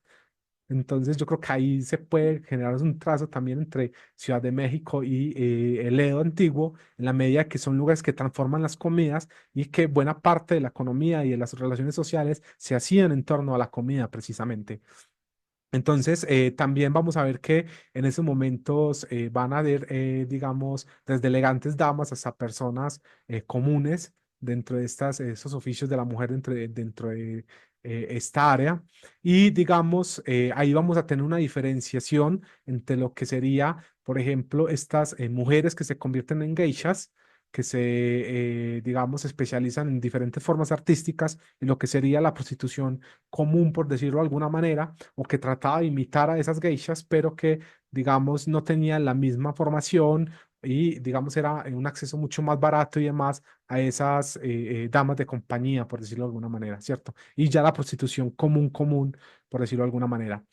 Las geishas son unas de esos personajes históricos difíciles de definir porque puedes caer fácilmente tanto en su romantización como en su satanización, ¿cierto? Entonces vamos a ver que, digamos, a partir especialmente de 1945, con la derrota de Japón y la invasión y la ocupación de Estados Unidos, pues las geishas muchas veces fueron traducidas como geisha igual prostituta, por decirlo como un símil, por decirlo de alguna manera.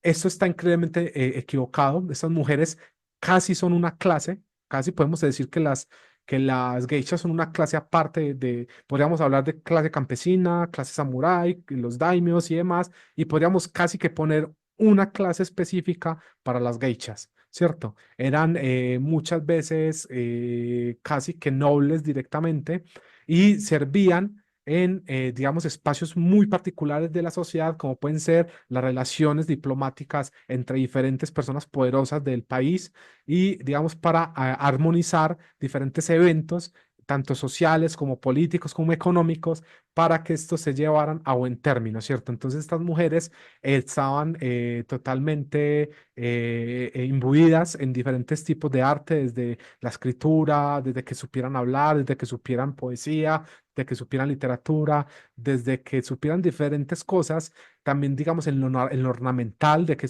pudieran tener una relación estética con el espacio, con lo que se estaba haciendo, en que su misma forma, su misma postura y demás tuvieran una relación estética con lo que se está haciendo. También tenían una función totalmente ritual, en donde, por ejemplo, el papel de una geisha podía ser la diferencia entre que un trato se cerrara o no se cerrara, ¿cierto? Podían influir dentro de la política en determinados momentos. Entonces vamos a tener que es bastante difícil evaluar su papel porque si bien esa parte tiene muy interesante, pues también vamos a tener un trasfondo bastante complejo donde aquellas mujeres que no lograban cumplir todo este proceso de formación de las geishas, pues eran obligadas a una prostitución, digamos, bastante explotada, ¿cómo se llama eso? Explotadora pues de sus cuerpos y demás, y que muchas de estas geishas llegaban a ser geishas precisamente porque muchos de sus padres, por ejemplo, los vendían en diferentes momentos de hambruna o de necesidad. Entonces muchas de esas niñas eran vendidas a estas casas de placer, precisamente, o estas casas de formación de geishas de manera pues no voluntaria, ¿cierto? Entonces, si bien no las podemos satanizar todo el proceso por completo, tampoco se les puede, ¿cómo se llama esto?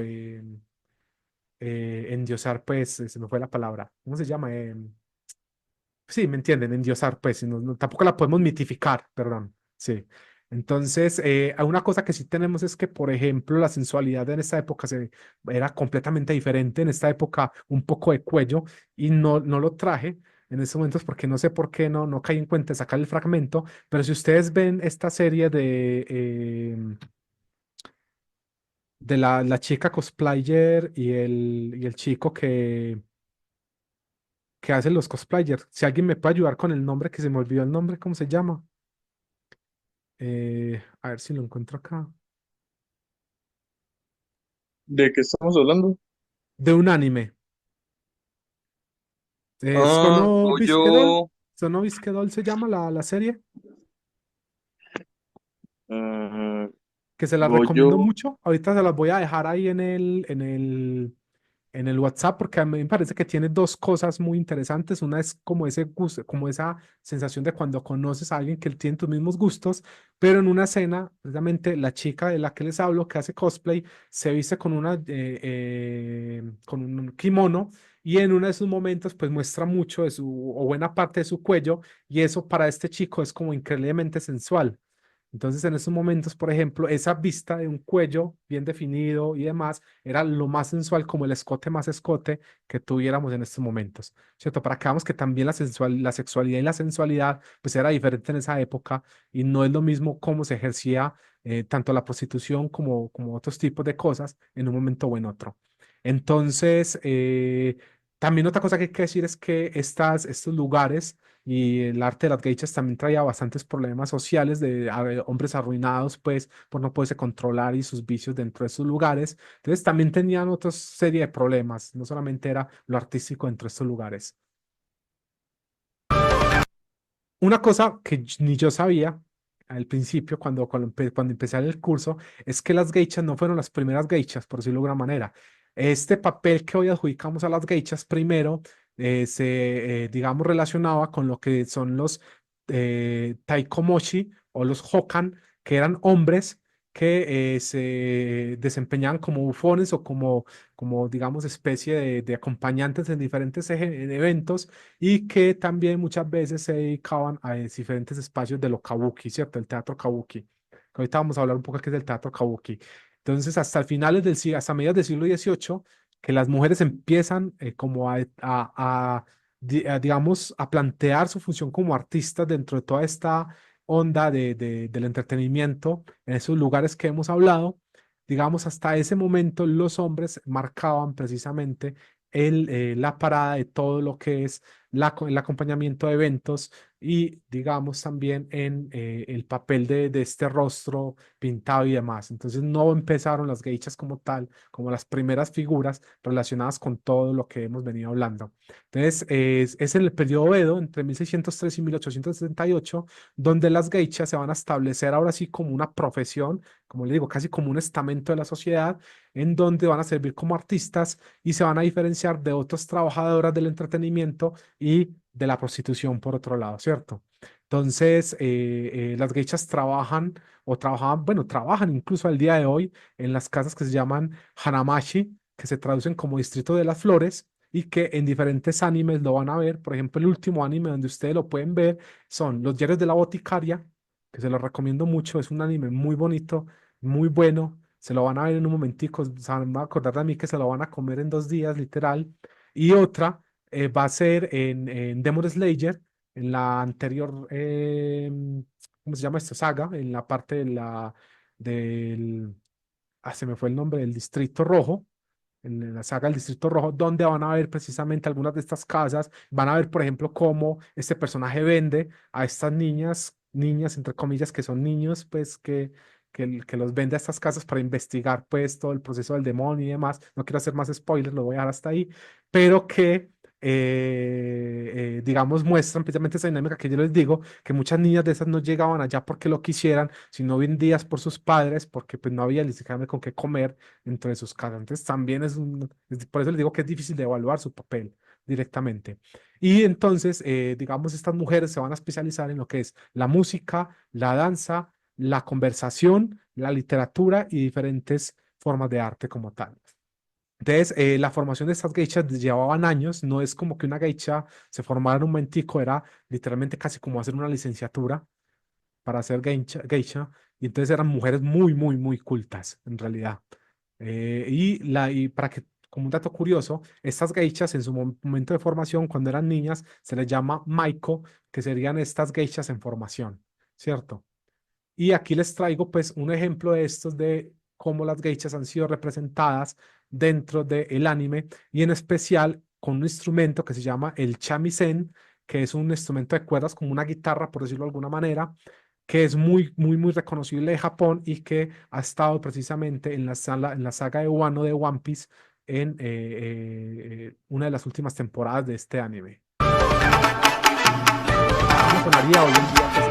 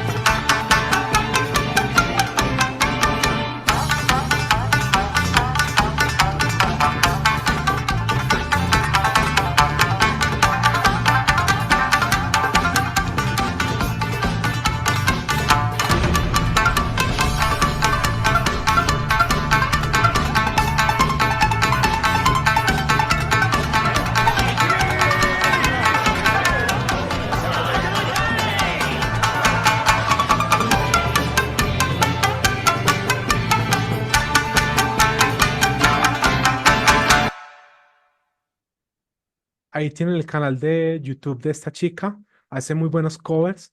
Si les interesa mirar, pues búsquenla porque es interesante. O sea, si encuentra uno cosas muy interesantes en su canal, entonces ahí les dejo ese dato. Y acá, ¿qué horas son? Bueno, voy a tratar de terminar esto del teatro Kabuki para que lo dejemos por acá. Entonces, vamos a ver que otra de esas formas artísticas que van a predominar dentro de esta zona de Edo, como les digo, más marcada por la clase un poco más popular, va a ser el teatro Kabuki, que para que nos hagamos una idea son las megaestrellas de la televisión de su momento. Este sería pues como los actores que hoy reconocemos como parte de la farándula pues de nuestros países y que digamos a través de canciones bailes y estruendo, pues daban a conocer diferentes cuestiones de la cotidianidad de Edo, entre ellos chismes del día, o sea, cuestiones totalmente cotidianas, pero también el teatro kabuki servía para disfrazar la, digamos, representación de hechos reales que estaba prohibido, digamos, comunicar dinámicas, problemas, digamos, de dificultades de la sociedad y demás, que normalmente el gobierno los hubiera censurado, pero que a través del teatro se podía hacer denuncias sociales, se podía transmitir ideas que de otra manera pues no se podían transmitir. Entonces, para estos momentos vamos a tener un Edo que con sus ventajas y sus desventajas, en 1720 era la ciudad más poblada del mundo, con 1.300.000 habitantes, teniendo 325.000 personas más que Beijing, que era la segunda ciudad más grande del mundo. Pero piensen ustedes la proporción de lo que es China frente a lo que es Japón, para que Edo fuera la ciudad más grande del mundo, superando a Beijing por 325.000 personas. O sea, es una bestialidad directamente. Entonces, Edo, sin embargo, a ojos de Japón, o sea, el resto de los japoneses va a ser bastante, una visión bastante negativa de lo que es Japón. A los edocas se los concebía como personas despistadas, maleducadas, derrochadores, infantiles, precisamente porque tenían una tendencia a lo que es esa cultura popular y a lo que es las formas artísticas y demás. Piensen ustedes, por ejemplo, a alguien que le gusta la cultura pop, muchas veces cómo se lo identifica y muchas veces van a ver que está muy relacionado precisamente con estos mismos atributos que se les atribuía a los edocas en su momento. ¿Sí, Miguel? Profe, pero esto que nos cuentas, por ejemplo, solamente se veía en Edo específicamente, este tipo de movimiento de las clases populares así. Perdón, es que no sé por qué no se está escuchando tan bien. Creo que es porque estoy en el celular, entonces es difícil. Que si este tipo de movimientos de estas clases culturales solamente, pues por estar resaltando los de Doca, supongo que tiene que ver con lo de la ciudad Ajá. de Edo. No se veía en otras regiones de Japón. Ah, sí, claro, se veía en otra situación de Japón, pero recordemos que Edo sería la capital.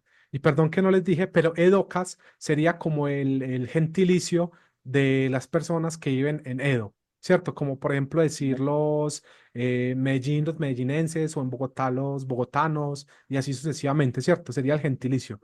Pero, digamos, Pero en, entonces, en las diferentes provincias tenían también cosas parecidas, pero no tan desarrolladas, porque estamos hablando de la capital. Es más, desde Edo se imponían las modas que luego se reproducían en las diferentes ciudades, como muy, muy comúnmente pues ocurre hoy en día. A través de la capital se lleva pues mucha de esa cultura a otras zonas del país. Y, por ejemplo, estas calificaciones que yo les digo que se les daban a los edocas, de que eran supuestamente muy sumidos en la frivolidad, en la baja cultura, en las mujeres fáciles, en la comida rápida, en las cuestiones superficiales que impedían, por ejemplo, planificar el futuro. Recordemos que Japón es una población, o sea, una sociedad muy rígida muchas veces en lo que tú tienes que hacer a diferentes momentos de la vida, por ejemplo. Y entonces lo que vamos a tener es que los edocas, lejos de pelear contra esta visión que tenían de ellos, la retomaron y tomaron para ellos un término que, digamos, estaba extraído del budismo, que se llama el ukiyo, que la traducción del ukiyo es mundo doloroso, pero digamos, modificaron para que significara, espérame un segundo, que es que acá se me perdió el concepto, con el ukiyo-e, que sería traducido como el mundo flotante, ¿cierto? ¿Qué es el mundo flotante? Como, digamos, vivir la vida en el momento, ¿cierto? Para que ustedes, digamos, para que lo entendamos, ellos tenían una frase que me parece genial, que me parece espectacular, que, digamos, trataba de representar la cultura Edo, que sería: la vida no es más que un sueño, así que vívela, disfrútala.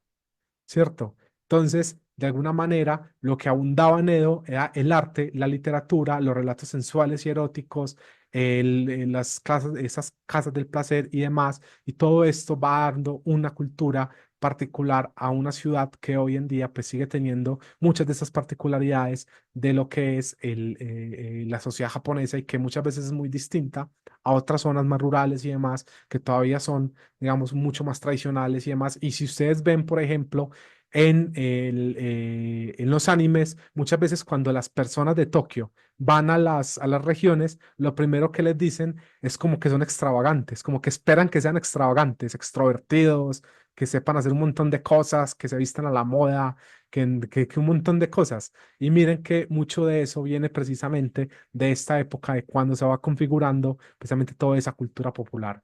Entonces, yo creo que lo dejaríamos por acá porque ya vamos a meternos con el ukiyo-e, que ya sería esta primera forma de arte que ahorita vamos a ver, que más adelante vamos a ver cómo se relaciona directamente con lo que viene siendo el manga y cómo ya nos vamos a ir hilando en las formas artísticas particulares de Japón. Entonces, espero que les haya gustado y me gustaría que si pueden, nos tomáramos 5 minutitos, 10 minutitos máximo para que ustedes me digan su opinión acerca de cómo estoy llevando el curso, si les está gustando esta dinámica y digamos si la forma en que estoy hablando, si está escuchando bien, todas las cosas, pues les está gustando. A ver de pronto quién se anima a decirme. Sí, Juan. Bueno, pues primero que todo, muchas gracias por compartirnos todo tu conocimiento sobre este tema. Pues hoy aprendí varias cosas que obviamente a eso vine a aprender. Eh, Creo que la recomendación sería que de pronto mires un poco más los comentarios porque de pronto para no interrumpirte, vamos dejando comentarios acá en el chat y de pronto hay algunos que son interesantes de escuchar y pues como ya continuamos con el tema, de pronto perdemos el hilo de lo que se quiere decir en ese momento. Entonces de pronto la única recomendación, yo te escucho perfecto y pude ver pues todo lo que compartiste. Por la única recomendación sí sería que de pronto mires un poco el chat para que si alguien quiere aportar lo podamos hacer o que definamos un mecanismo. Por ejemplo, aquí acabo de descubrir, porque yo estaba hace rato buscando el levantar la mano, pero apenas descubrí que está en las reacciones. Entonces, o de pronto decir que si queremos hacer algún aporte, pues levantemos la mano y que para ti sea más fácil lo que sea más fácil para ti, que puedas ver el comentario inmediatamente o que podamos levantar la mano para que podamos hacer el aporte.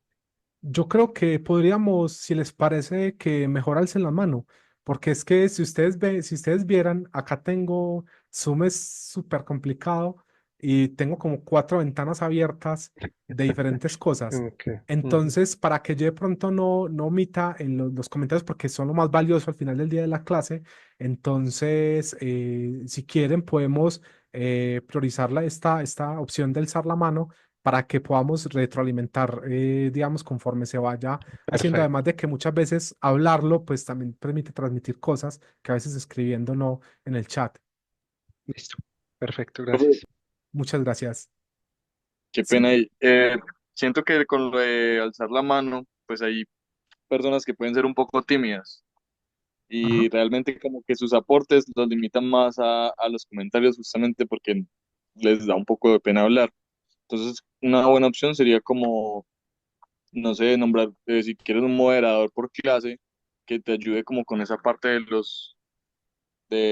los comentarios escritos. Por ahí también pusieron algo como que cada cierto tiempo abrir un espacio de comentarios, ahí justamente, para leerlos y todas esas cosas, porque algunos querían participar, pero justamente les da como pena, entonces como que simplemente lo dejan ahí escrito en el chat. Perfecto, sí, porque ajá, justo estaba viendo este comentario. Sí, me parece muy bien que pongamos este moderador y si les parece, entonces cada vez que como que entremos en un nuevo tema de un espacio para que todos, si alguien que tiene ganas de participar en algo, lo haga. O sea, cada vez que rompamos, que pasemos de un tema a otro. Entonces ahí voy a dar los espacios para que entonces nos vaya fluyendo y nos vaya llevando pues a discusiones. Muchas gracias. El resto, en general, por mi lado, me ha gustado mucho la metodología y aprecio mucho el contenido. Muchas gracias, profe. Muchas gracias a usted. ¿Alguien más quiere participar? Pues sí, yo de igual manera te agradezco mucho que nos estés compartiendo en general como todo tu conocimiento. Obviamente todos venimos aquí a aprender, yo aprendí mucho hoy. Creo que en general a mí, bueno, esta primera sesión a mí me ha gustado bastante. Eh, También supongo que ya a lo largo de todas las demás sesiones, pues vamos a estar mejorando en temas de comunicación, en temas de participación. Creo que como una primera clase, pues siempre empezamos como con ciertos nervios, aunque sean temas que nos gusten a todos o que compartamos, vaya, nuestros gustos. Siendo una primera clase, creo que todos empezamos siempre como un poco con los nervios, pero en general a mí me gustó mucho y de nuevo muchas gracias por compartirnos todo lo que sabes. Muchísimas gracias a ti. Recuerden, chicos, que de todas maneras este es un espacio que, digamos, no es como, por ejemplo, una clase de licenciatura donde tal vez puedas perder o cosas por el estilo, sino que es un espacio para que ustedes se lo gocen, ¿cierto? Entonces, cada vez que ustedes vayan tomando más confianza, participen más, si quieren traer algún fragmento de una serie o de algo que ustedes hayan visto, una noticia, lo que sea, por ejemplo. Mañana vamos a ver, por ejemplo, cómo los extranjeros obligaron a que se cerrara el espacio de las geishas turístico donde se podía ir y, por ejemplo, entonces cómo los extranjeros interactuamos muchas veces con la cultura japonesa y cómo muchas veces terminamos por generar problemas dentro de la cultura japonesa con nuestra turismo en el país. Entonces, si quieren traer noticias, cosas de las que podamos hablar, muy posiblemente las podemos ir articulando con los temas de clase. Listo, entonces ya por acá me dicen que me vaya. ¿Alguien más quiere comentar algo? Creo ¿No? que me confundí con eso de mañana. Pues perdón, mañana no, en la próxima clase, sí, perdón. Es Ok, que mañana tengo que hacer otras cosas y sí, no, la próxima clase, el próximo miércoles. listo, gracias. Listo, entonces, bueno, sí, compañera. Ah, bueno, pues no sé, a mí me pareció una buena clase. Siento que estuvo muy bien. Me gustó mucho cómo inició con el contexto y todo. O sea, yo siento que estuvo bastante bien. Igual, ¿no? Pues igual en este rato sí aprendí bastantes cosas que igual a lo mejor ya había escuchado, pero ahorita sí como que me hacen más sentido. Eh, y pues no sé, me gustó mucho también los ejemplos, ¿no? Sobre, bueno, con el contexto y de anime. Eso está muy bueno. Me pareció muy chido. Y pues igual, ¿no? O sea, yo creo que sí es a veces, pues, difícil tal vez, pues, entrar a algo nuevo, porque pues igual, ¿no? Nos conocemos, los compañeros y todo, pero pues se me hace algo bonito, porque a fin de cuentas creo que pues, todos los que estamos aquí nos gusta, pues, todo esto, ¿no? Y pues eso, o sea, la idea de poder compartirlo y de poder aprender más sobre eso, pues, me parece algo pues, muy bueno. Y pues igual la clase me pareció muy buena. Y pues eso, y pues muchas gracias también pues por abrir este espacio para poder aprender más sobre todo esto. No, muchísimas gracias a ti. Entonces, chicos, vamos a ir cerrando ya porque supongo pues, que ya que se tienen que ir. Muchas gracias por dedicarme esos momentitos de más. Si alguien más tiene alguna sugerencia, lo que sea, con todo el gusto me la puede hacer llegar por el grupo de WhatsApp o al correo o al grupo de Facebook. Lo voy a compartir acá directamente para que las personas que no estén inscritas se puedan ingresar, pero también lo voy a compartir en el grupo de WhatsApp de nuevo para que se metan en caso tal de que no estén. Es muy importante que estén porque voy a estar compartiendo todo el tiempo eventos, por ejemplo. Y hay eventos muy buenos, como por ejemplo, hay una obra de teatro kabuki gratis acá en Ciudad de México que podemos ver la posibilidad de ir y que las personas en Colombia la vean online y nosotros vayamos pues físicamente. Entonces, es una oportunidad interesante porque pues cuántas veces tiene uno la oportunidad de ir en Ciudad de México al Teatro Kabuki. Entonces, métanse porque sí comparto eventos bastante interesantes en el grupo y además no se va a eliminar, sino que se va a mantener para que ustedes se conozcan con los que estuvieron en el curso pasado y posiblemente pues con los que vengan en futuros cursos. ¿Mm? Listo, entonces, muchísimas gracias, que estén muy bien y nos vemos en la próxima clase. Gracias, hasta luego. Gracias, hasta luego. Con gusto. Gracias, hasta luego.